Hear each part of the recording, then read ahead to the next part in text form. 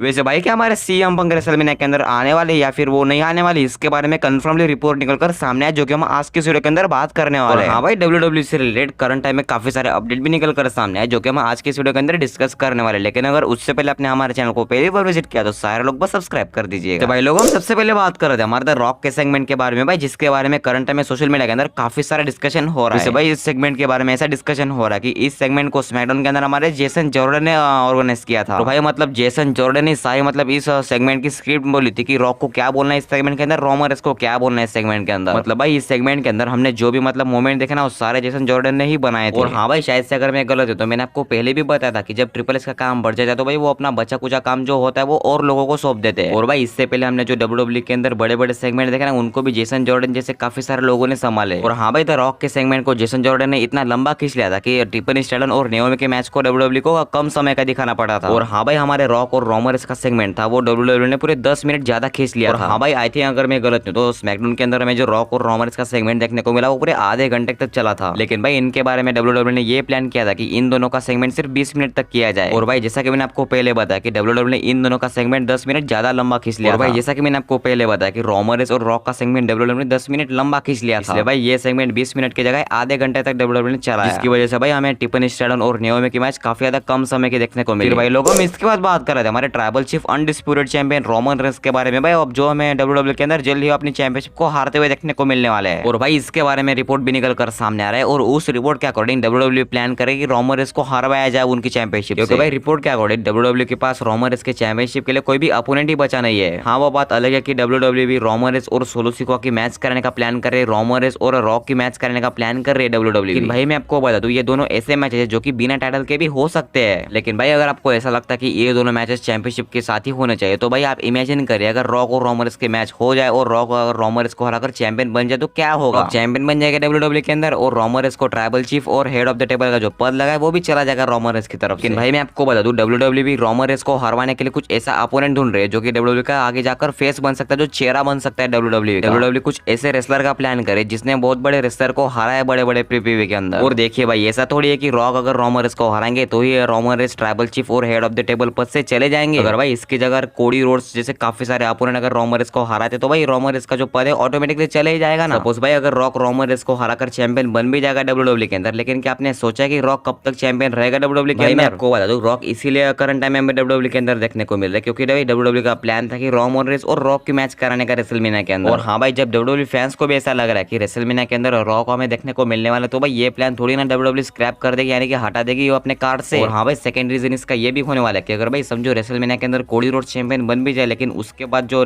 Blood line के अंदर story line होने वाली उसको ट्विस्ट बनाने के लिए कुछ तो होना चाहिए ना। भाई रोमन रेंज के बारे में बात करते भाई, रोमन रेंज का जो आने वाला समय जो रहने वाला काफी ज्यादा बोरिंग देखने को मिलने वाला है। लेकिन भाई आने वाले समय के लिए डब्ल्यूडब्ल्यू के पास रोमन रेंज के लिए कोई भी प्लान बचा ही नहीं है सिवाय रॉक के। तो हमें भी पता है कि भाई अगले साल के रेसलमेनिया के अंदर में रॉक और रोमन रेंज की मैच देखने को मिलने वाली है। लेकिन भाई उसके बाद क्या, उसके बाद तो कुछ मतलब ट्विस्ट होना चाहिए ना ब्लड लाइन के अंदर। लेकिन भाई उसके बाद डब्ल्यूडब्ल्यू के पास कोई भी प्लान ही नहीं है रोमन रेंज को एज अ चैंपियन दिखाया जाए डब्ल्यूडब्ल्यू के अंदर। लेकिन भाई उसके बाद डब्ल्यूडब्ल्यू भी एज अ रोमन रेंज को चैंपियन दिखाकर करे भी क्या, अगर उनके पास रोमन रेंज के लिए कोई भी प्लान ही बचाना हो। इसलिए भाई ओवरऑल बात करें इसके बारे में तो भाई Roman Reigns as a champion हमें अब कम समय तक देखने को मिलने वाला है। भाई अगर इसका एकदम अच्छा दिन अगर मैं बता तो भाई ये रेसलमेनिया 40 ही हो सकता है जहां पर भाई कोडी रोड्स रोमन रेंज को हराए और कोडी रोड्स अब फेस बन सके डब्ल्यूडब्ल्यू। क्योंकि भाई हमारे कोडी रोड्स काफी टाइम से अपनी स्टोरी को फिनिश करना चाहते हैं, जो कि मोमेंटम डब्ल्यूडब्ल्यू उनको रेसलमेनिया 40 के अंदर दे सकती है। इसलिए भाई अब शायद से मैं रेसलमेनिया 40 के अंदर अगर मैं गलत हूं तो रोमन रेंज हारते हुए देखने को मिलने वाला है। फिर भाई लोगों में इसके बाद बात कर रहे थे हमारे सीएम पंक के बारे में भाई, कि हमारे सीएम पंक हमारे रेसलमेनिया के अंदर में देखने को मिलने वाली, इसके बारे में कंफर्मली रिपोर्ट निकल कर सामने आ चुका है। भाई अब हमें उस रिपोर्ट के अकॉर्डिंग शायद से हमें रेसलमेनिया के अंदर में सीएम पंक काम करते हुए देखने को मिलने वाले। और भाई शायद से मुझे पता नहीं आई थी, अगर मैं गलत हूं तो मैंने आपको कल के वीडियो के अंदर भी बता दिया था कि शायद से हमें सीएम पंक हमें अपीयरेंस देते हुए देखने को मिलने वाले रेसलमेनिया के अंदर। भाई शायद से सीएम पंक के साथ डब्ल्यूडब्ल्यू कुछ अनोखा काम करने वाले रेसलमेनिया के अंदर, या फिर भाई शायद से हमें रेसलमेनिया के अंदर जॉन सीना और सीएम पंक में ब्रॉल भी देखने को मिल जाए, उनका हमें सेगमेंट भी देखने को मिल जाए रेसलमेनिया के अंदर। क्योंकि भाई दोनों ही रेसलर्स के बारे में एक साथ ही रिपोर्ट निकल कर सामने आ रही है कि दोनों ही रेसलर शायद से हमें रेसलमेनिया के अंदर अपीयरेंस देते हुए देखने को मिलने वाले हैं। इसलिए भाई अगर हम बात करें इसके बारे में तो भाई हमें सीएम पंक और शायद से जॉन सीना में शायद से रेसलमेनिया के अंदर देखने को मिलने वाले। अगर भाई ऐसा कुछ होता तो भाई हमारे जॉन सीना के बारे में काफी ज्यादा हिस्टोरिकल मोमेंट भी बन जाएगा रेसलमेनिया के अंदर। भाई जॉन सीना के बारे में पहले ही अपडेट निकल कर सामने आ रहा है कि रेसलमेनिया के अंदर डब्ल्यूडब्ल्यू जॉन सीना के बारे में कुछ ऐसा प्लान करने वाले जिसकी वजह से भाई डब्ल्यूडब्ल्यू फैंस बहुत ज्यादा मजा आए डब्ल्यूडब्ल्यू फैंस। भाई हमें रेसलमेनिया के अंदर जॉन सीना और सीएम पंक के साथ काफी सारा मतलब अच्छा मोमेंट देखने को मिलने वाला है। हम इसके बाद बात कर रहे थे हमारे पॉल हेमन के बारे में भाई, जो इस साल के हॉल ऑफ फेम के अंदर इंडक्ट होने वाले हैं। अगर भाई आपको पॉल हेमन के बारे में ज्यादा इन्फॉर्मेशन पता होगी तो आपको शायद से पता होगा कि पॉल हेमन पहले ECW के मेंबर हुआ करते थे और भाई WWE प्लान कर रही है इस साल के रेसलमेनिया के अंदर एक ECW के फॉर्मर मेंबर को